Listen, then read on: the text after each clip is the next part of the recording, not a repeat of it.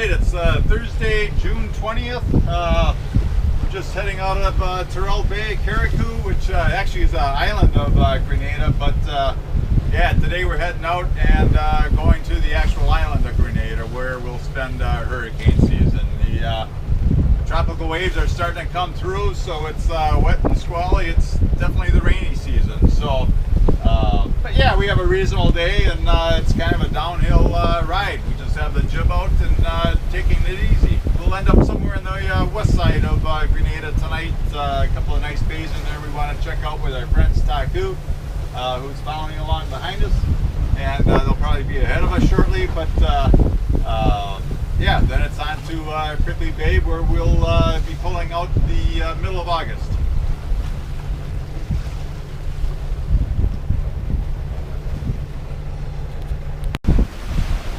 So yeah, we're making decent progress. Again, we just got the jib up, doing about between 5 and 6 knots. At this point, we're actually going over a active volcano called Kindred. So it's actually at the bottom of the ocean, a couple 100 feet down.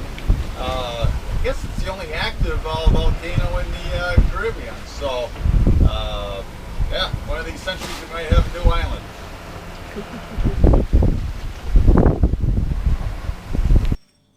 With this being our last passage until after hurricane season, Darcy wanted to catch a fish, so we threw out our hand line, but had no action.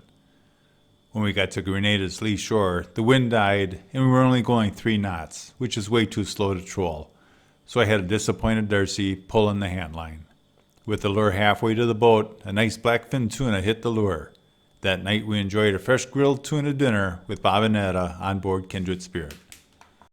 With the local flamboyant trees in bloom, we both took moorings off Molinary Point, adjacent to the Underwater Sculptures Park, where we would snorkel over the sculptures. This park, just off the shoreline, began in 2006 and has grown over the years to include over 65 sculptures.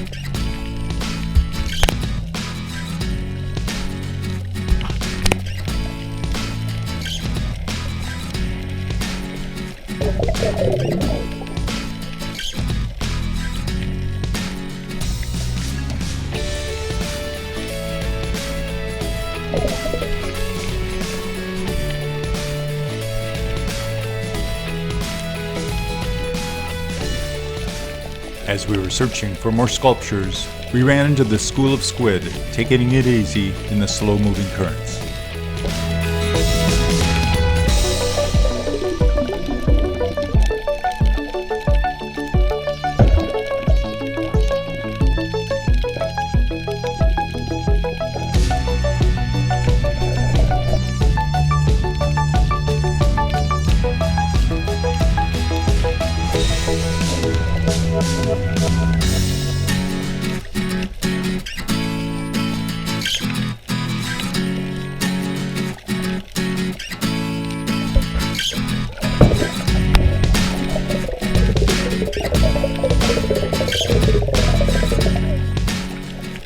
The woman in the sculpture is taking a selfie on a park bench.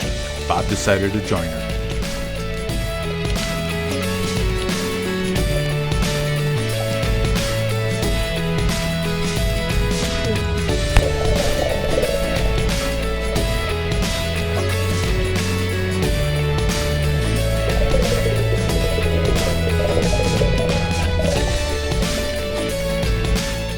With the sculpture part complete, We raised anchor and moved to the beach just outside of St. George's, the capital of Grenada, where Taku and us decided to go on an island tour. The market, yeah? But the best days to go to market will be on Friday and Saturdays. Little that we have are as follows: iguanas, which we eat; armadillos, which we eat; opossum, which we eat; mongoose, which we don't eat, which is the most dangerous because it carries rabies. Oh, sure. Yeah, monkeys, which are very tame and we eat them. They're very tame. You can find them in the rainforest where we're going. Some of them are so tame that they jump on your shoulders, they sit on your head and eat bananas and things like that, yeah? And we also have snakes, but our snakes are not poisonous. No poisonous wild animal lives on Grenada. We don't have any alligators or crocodiles, lion or tigers or jaguars and things like that. We don't have those. What is the mongoose? The one that you said was had carried rabies. What is that? It looks like a squirrel. Oh, Yeah, okay. it looks like a squirrel. Our first stop was on top of one of their dormant volcanic mountains in the rainforest, where we had a chance to walk a couple of paths and view their rich flora. We enjoyed the cooling breeze due to the high elevation. It was a nice departure to the heat and humidity at sea level.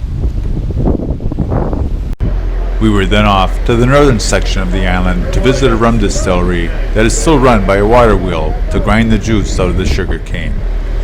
The drive took us through villages and the countryside of Grenada.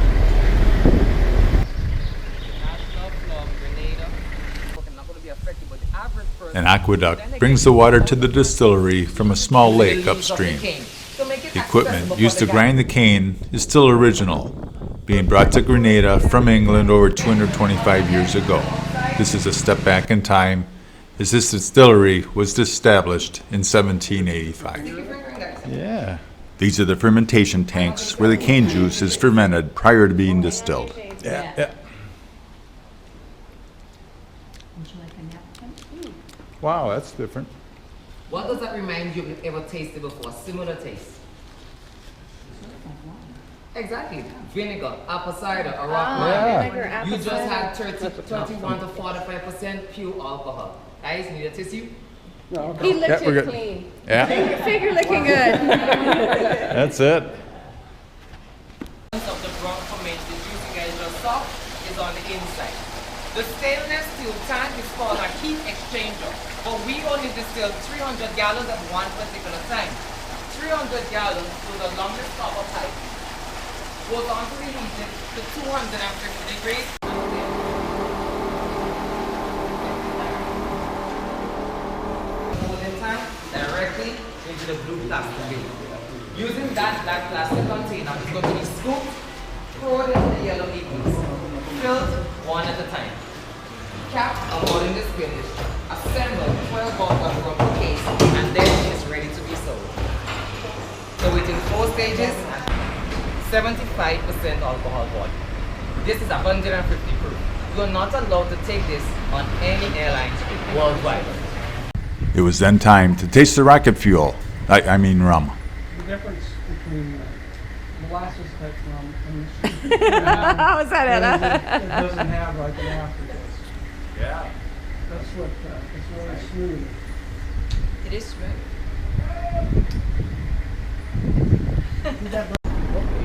We were then off to a chocolate factory where they process the locally grown cocoa beans into a rich, creamy chocolate. While most of the cocoa beans are exported, there are a handful of local facilities that make their own locally produced chocolate. The bars we bought went quite well with our morning coffee the next day.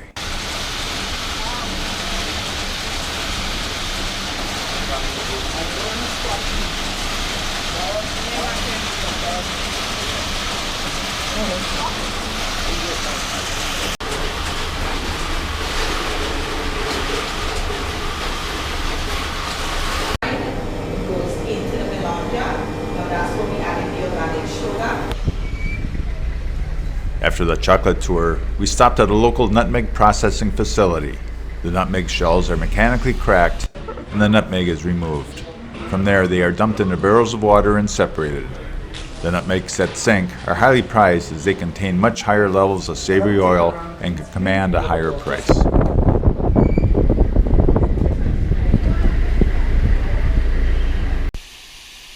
The last segment of our tour took us to a local waterfall to enjoy the cool, refreshing rainwater coming down from the rainforest.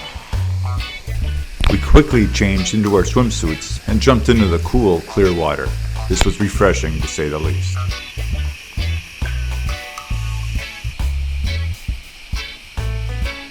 There was a rock ledge where we could jump into the pool, so Bob and I had to take the leap.